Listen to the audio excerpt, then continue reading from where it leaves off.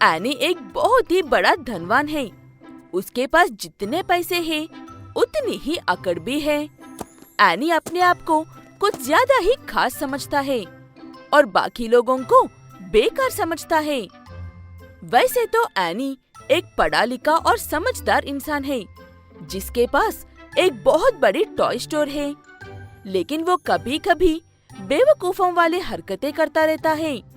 अपनी इस आदतों के चलते वो उसकी दुकान में काम करने वाले किसी भी एम्प्लॉय की इज्जत नहीं करता था। जॉनी, मैं तुमसे कितनी बार कहा कि हर 1 घंटे में एक बार फ्लोर साफ होता रहना चाहिए। लेकिन जब से दुकान खुली है तब से एक भी ग्राहक नहीं आया है सर जी, इसीलिए फ्लोर भी साफ ही है। मुझे दोबारा जवाब देने की कोशिश मत करना। मैंने ये दुकान पैसे कमाने के लिए नहीं चलाता हूँ। मुझे खिलौने पसंद है, लेकिन अब मेरी उनसे खेलने की उम्र नहीं है। ये दुकान बस मेरा सुख है। ये कहते हुए एनी बड़े घमंड में वहाँ से चला जाता है और साफ सुथरे फर्श को दोबारा से साफ करने को कहता है। जॉनी की एक छोटी सी बेटी है, जो हर रोज स्कूल जाते वक्त और स्कूल से लौटते वक्त एनी दुकान के सामने से गुजरते वक्त कुछ देर उस दुकान के सामने ठहरकर अपने पिता को उन खिलौनों के बीच देखकर अपने आप में खुश होकर वहाँ से चली जाती है। एक दिन ऐसे ही जॉनी की बेटी लूना को अपनी दुकान के सामने ठहरकर मुस्कुराते हुए एनी देखकर बड़े गुस्से में उसके पास आता है। ऐसे क्या देख रहे हो मेरे खिलौने को? खा जाओगी क्या उन्हें? तुम जैसे गरीबों के बस की बात नहीं है मेरे दुकान के खिलौने को खरीदना। जाओ अब यहाँ से। मैं तुम्हारे खिलौनों को नहीं, उनके बीच खड़े मेरे पिता को देख रही हूँ। और मुझे तुम्हारे जैसे कंजूस की दुकान से खिलौने खरीदने का कोई शौक नहीं था। हर साल मुझे सांता एक गिफ्ट देकर जाते हैं। ये कहते हुए लूना वहाँ से चली जाती है। उसके जाने के बाद एनी काफी देर तक सोच में पड़ जाता है। हर किसी को अपने से कम समझकर सबको परेशान करने वाला एनी भी एक छोटी सी बच्ची की बातों पर इतना सोचना लगेगा, शायद ये बात उसे भी पता नहीं थी।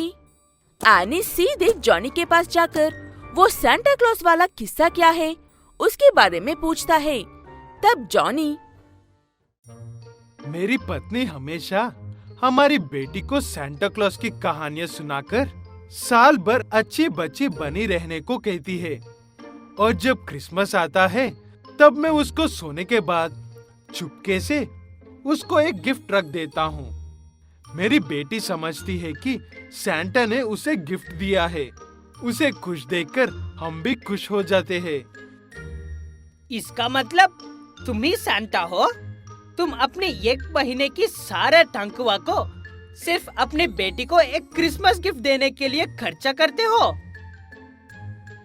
आप भी कभी किसी गरीब बच्ची को क्रिसमस का गिफ्ट देकर देखिए सर। उसके बाद जो खुशी मिलती है उसकी कोई कीमत नहीं होती है। तब मैं भी एक सांता बन जाऊंगा।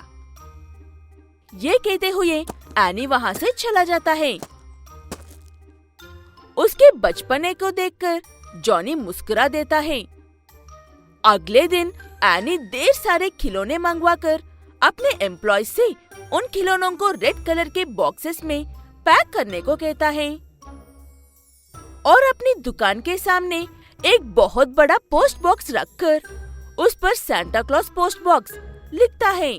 वहाँ से गुजरने वाले हर छोटा बच्चा अपने घर जाकर एक चिट्ठी लिखकर वापस से एनी की दुकान के पास आकर उस पोस्ट बॉक्स में अपना पोस्ट डालते हैं। क्रिसमस की रात को एनी सांता क्लॉज की तरह कॉस्ट्यूम पहनकर सांता की गाड़ी के जैसे एक गाड़ी बनाकर उसमें अपने सारे गिफ्ट्स रखकर एनी हर अमीर और गरीब बच्चों के घर के सामने एक ही गिफ्ट रखता है। उसे ऐसे करते हुए सारे बच्चे अपने घरों की खिड़कियों में से देखकर काफी खुश होते हैं। क्रिसमस की सुबह। मैंने कहा था ना, सांता क्लॉज होते हैं। आज उन्होंने सिर्फ मुझे ही नहीं, सारे बच्चों को गिफ्ट दिया है और हम सब ने उन्हें देखा भी है। मुझे पता है कि सांता ने तुम्हें कुछ भी नहीं दिया होगा ना, क्योंकि तुम एक बुरे इंसान हो। कोई बात नहीं, मेरे साथ चर्च में चलो। मैं तुम्हारे लिए प्रार्थना करूंगी कि अगले साल तुम्हें भी गिफ्ट दे। जॉनी उसे ऐसे कहने से रोकने की कोशिश करता है, लेकिन एनी जॉनी को ही रोक लेता है और मुस्कुराते हुए लूना की बातें सुनते हुए उसके साथ चर्च में जाता है। वहाँ पर सभी बच्चे रात वाले सांता क्लॉज की ही बातें कर रहे थे। सब बहुत खुश थे। वो सारे बच्चे आज एनी की ही वजह से खुश है। ये बात जानकर वो भी काफी खुश होता है।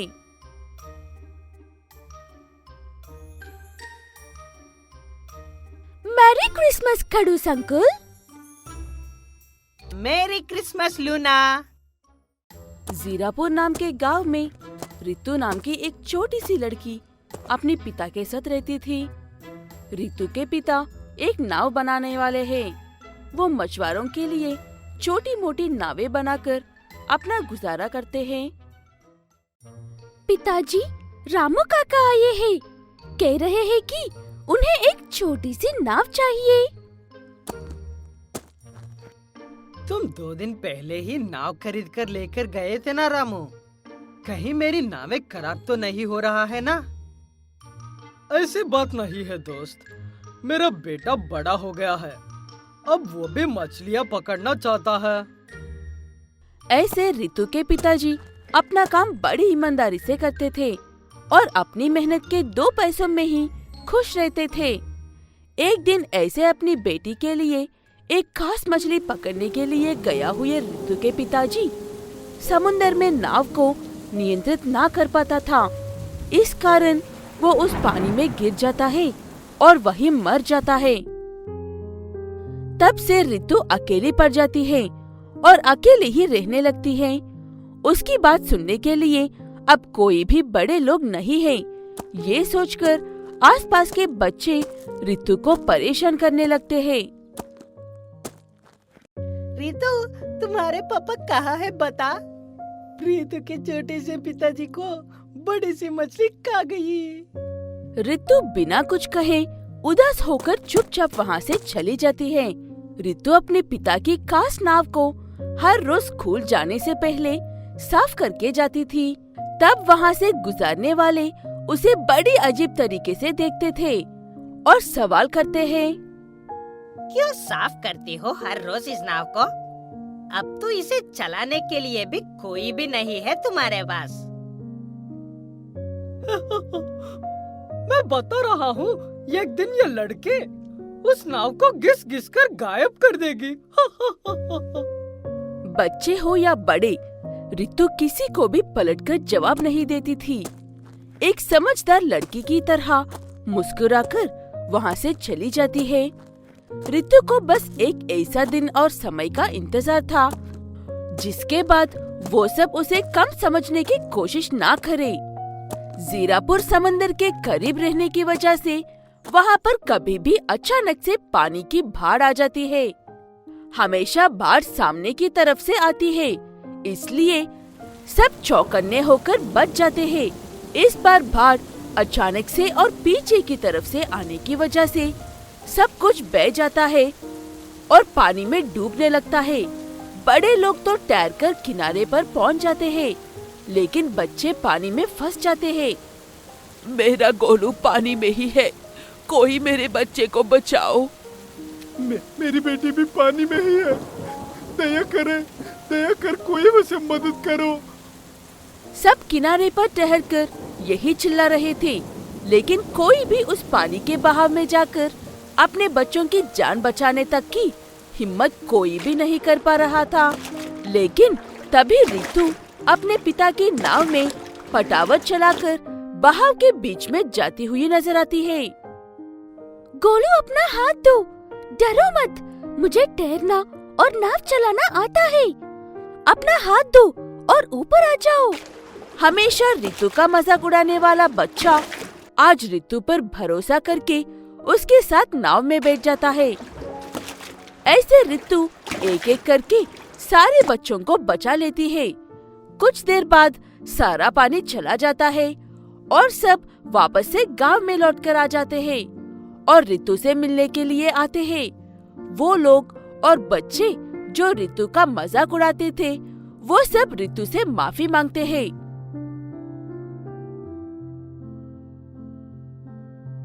सभी मछुआरे की नावें तो समुद्र के पास थी, लेकिन मुझे नहीं लगता कि अगर लोगों के पास उसकी नावें भी होती तो शायद तब भी कोई उस पानी में जाने की हिम्मत नहीं कर पाते।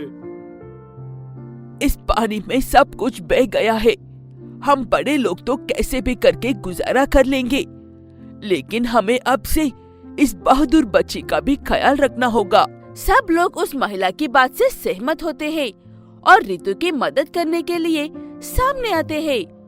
उन सब की बातें सुनकर रितु काफी खुश होती है, लेकिन आप सबके इतने सारे प्यार के लिए शुक्रिया, लेकिन मुझे मेरे पापा ने सिर्फ नाव चलाना और तैरना नहीं बल्कि नाव बनाना भी सिखाया है।